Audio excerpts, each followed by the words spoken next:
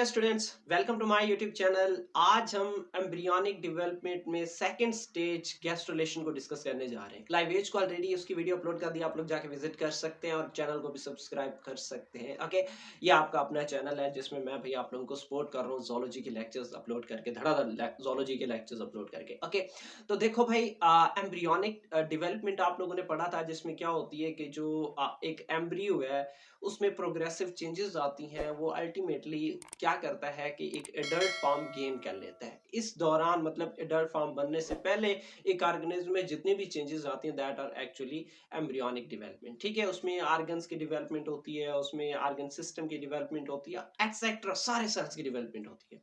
तो अब जो एम्ब्रियो है, एक्चुअली एम्ब्रियो कैसे बनता है ये चीज तो आगे की बात है। देखो, जाइगोट, हम जाइगोट से स्टार्ट करते हैं। जाइगोट में क्या होता है, माइटोटिक डिवीजन होती है और उस माइटोटिक डिवीजन के नतीजे में मरूला बनता है। ये चीज आप लोगों ने पीछे पढ़ी थी। तो अब जो मरूला बना है, या जो आप कह सकते हैं कि जो मरूला है, उससे फर्दर किसने बनना है कि सेकंड वहां तक कंप्लीट हो गई है, मरूला से एक्चुअली ब्लास्टुला बनता है। अब ब्लास्टुला के बाद जो नेक्स्ट फेज आता है दैट इज गैस्ट्रुलेशन। अब इस गैस्ट्रुलेशन में होता क्या है, देखो गैस्ट्रुलेशन में जर्म लेयर्स बनती हैं। अब वो जर्म लेयर्स 3 जर्म्स लेयर होती हैं, एक्टोडर्म, मेसोडर्म एंड एंडोडर्म। ये सारी चीजें यहाँ लिखी हुई हैं, मैंने इस वजह से लिखी हैं ताकि आप लोगों के लिए आसानी हो, डिफिकल्टी क्रिएट ना हो। बुक में थोड़ी हो सकता है वर्डिंग लेंथी उन्होंने दी हुई है, तो मैंने शॉर्ट करके यहाँ पे लिखा, आप ये कॉपी कर सकते हैं। ओके, तो चले इसको डिस्कस करते हैं वर्ड बाय वर्ड और इस सारी चीजों को मैं आप लोगों को समझाता हूँ। ओके, देखो, जो गैस्ट्रुलेशन है, gastrulation is the second major phase of embryonic development in which differentiation of germ cells occurs। अब वो जर्म सेल्स कौन कौन सी होती है, मैंने पहले कहा कि 3 जर्म सेल्स होती हैं, एक्टोडर्म, एक्टोडर्म और मेसोडर्म और एंडोडर्म। ये वो थर्ड 3 जर्म्स लेयर है जो कि इस गैस्ट्रुलेशन के अंदर बनती हैं। ओके, अब जो जाइगोट है, zygote is developed into blastula. ये चीज हमने पिछले लेक्चर में पढ़ा था।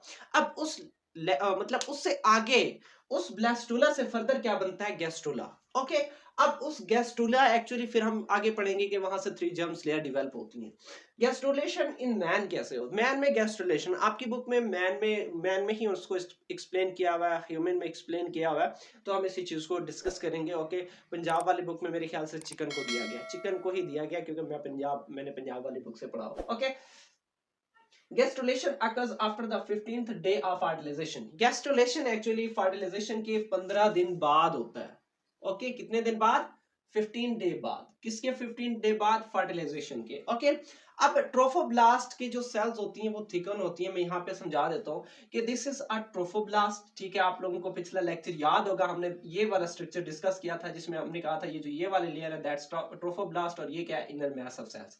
अब ये जो ट्रोफोब्लास्ट है, इसकी जो सेल्स होती हैं वो क्या होती हैं, थिकन होती हैं। थिकन होके एक साइड पे क्या करती हैं, ऐसे इनर मैस ऑफ सेल्स बना देते हैं। Okay, mass of thick mass of cells बना देते हैं जिसको हम इनर मैस ऑफ सेल्स कहते हैं। ओके, कि trophoblast thickens one side and form a cell called inner mass. ठीक है, उसको हम किसका नाम देते हैं, इनर मैस का नाम देते हैं। अब ये इनर मैस भी फर्दर ग्रो करता है, ग्रो करके ये क्या हो जाता है, सेंटर से स्प्लिट हो जाता है। ओके, कि inner mass grows and splits forming two fluid sacs। ठीक है, अब फ्लूइड फील्ड सैक्स। अब ये जो इनर मैस ऑफ सेल्स है, ये क्या होता है कि ये सेपरेट होता है, ग्रो करने के बाद सेपरेट होता है, सेपरेट होके दो सैक लाइक स्ट्रक्चर बना देता है। अब उन दो सैक्स में क्या होता है, फ्लूइड मौजूद होता है। ओके, एक होता है एमनियोटिक सैक और दूसरा क्या होता है, यॉर्क सैक। अब ये जो एमनियोटिक सैक और यॉर्क सैक है, these both are separated by, किसके जरिए सेपरेटेड होती है, एम्ब्रियोनिक डिस्क के जरिए।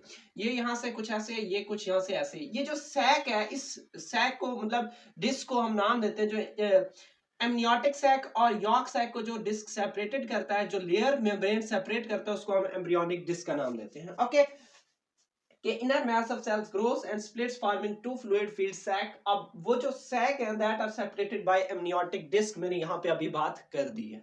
अब नेक्स्ट फर्स्ट है amniotic sac। अब amniotic sac actually it is surrounded by amnion। amnion एक मेम्ब्रेन है, amnion क्या है, एक मेम्ब्रेन है।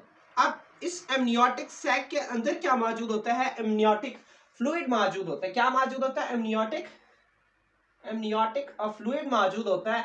अब इस एमनियोटिक फ्लूइड का क्या काम है कि वो जो फीटस डिवेल्प हो रहा होता है उस फीटस को ये क्या करते हैं कि फ्लूइड इन्वायरमेंट प्रोवाइड करते हैं। Amniotic fluid provides a fluid medium to a foetus. Okay, अब उसके बाद नेक्स्ट क्या चीज है कि सेकंड जो सैक लाइक स्ट्रक्चर है उसमें यॉक तो मौजूद नहीं होता, लेकिन होता क्या है, यॉक लाइक। ठीक है, अब उसके पीछे रीजन ये है कि ये जो यॉक सैक है इसके अंदर एक्चुअली यॉक मौजूद था, जो कि किसने उससे खत्म कर दिया, किसने फिट कर लिया, एम्ब्रियो ने उसे। ह्यूमन का जो एम्ब्री है उसको न्यूट्रिएंट चाहिए होता है, फूड चाहिए होता है, तो वो उस यॉक को ऑब्टेन कर लेता है। ये चीज आप लोग पहले पढ़ चुके हो कि उस यॉक के अंदर प्रोटीन होता है, कार्बोहाइड्रेट होता है, फैट्स वगैरह होती हैं जो कि ग्रोथ के लिए बहुत जरूरी है। ओके, अब फर्दर क्या होता है कि ये जो एम्ब्रियोनिक डिस्क है, ये मेम्ब्रेन क्या होता है, सेंटर से ऐसे सेपरेट हो जाता है। ठीक है, क्या होता है, वैसे तो इसमें दो लेयर्स होती हैं, सॉरी मैं आगे चीज जाके बताऊंगा। उसमें दो लेयर्स होती हैं। इसकी जो अपर लेयर है, इस अपर लेयर को हम नाम देते हैं एपीब्लास्ट का। इस एम्ब्रियोनिक सैक की जो अपर लेयर है दैट इज कॉल्ड एपीब्लास्ट, और इसकी जो लोअर लेयर है उसको हम नाम देते हैं हैपोब्लास्ट।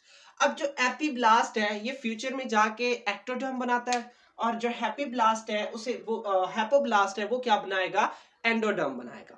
यहां तक बात क्लियर है कि embryonic disc consist of two layers of cells. ठीक है, embryonic disc two layers of cells पर मुश्तमिल होता है, जिसको हम किसका नाम देते हैं, जो अपर है वो एपीब्लास्ट है, ये अपर लेयर को हम एपीब्लास्ट का नाम दे रहे हैं, और जो ये लोअर है इसको हम किसका नाम दे रहे हैं, होलो हाइपोब्लास्ट, सॉरी होलो नहीं, हाइपोब्लास्ट। ये पिछला लेक्चर अभी हमने पढ़ा है।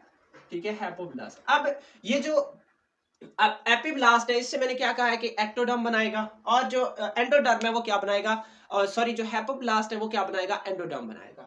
अब होता यह है कि ये जो दीज लेयर्स है ये सेंटर से सेपरेटेड होती हैं, ये सेंटर से सेपरेटेड होती हैं और सेपरेटेड होके एक स्ट्रक्चर बना देते हैं जिसको हम नाम देते हैं प्रिमिटिव स्ट्रेक। ठीक है, कि these layer separates and a slit forms, एक स्लिट बनता है जिसको हम नाम देते हैं प्रिमिटिव स्ट्रेक का नाम देते हैं। अब ये जो प्रिमिटिव स्ट्रेक है, ठीक है, इसके अंदर एक्चुअली एक्टोडर्म के सेल्स, जो एक्टोडर्म्स के सेल्स होती हैं वो अंदर की तरफ मूव करती हैं, इंटीरियर रीजन की तरफ मूव करती हैं, और अल्टीमेटली क्या बना देते हैं, यहाँ पे ये मेसोडर्म्स बना देती हैं। ठीक है, कि the cells of ectoderms move into anterior region that will form mesoderm.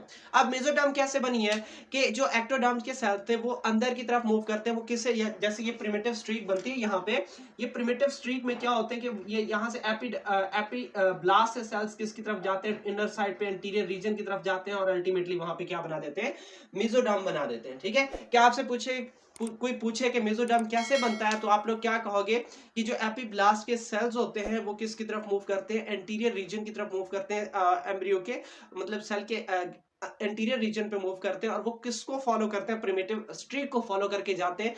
तो इस तरीके से जो मतलब लेयर बनती है वो क्या है, मेसोडर्म है। ओके, ये जो थ्री जर्मिनल लेयर्स बनती हैं, अब इनका आपकी बॉडी में या आपकी बॉडी बनाने में डिफरेंट फंक्शन होता है। फॉर एग्जांपल एक्टोडर्म है, एक्टोडर्म आप एक्टो बाहर मतलब भी आपको बता रहा है कि ये आपकी स्किन को बनाएगा और साथ में आपके नर्वस सिस्टम को बनाएगा।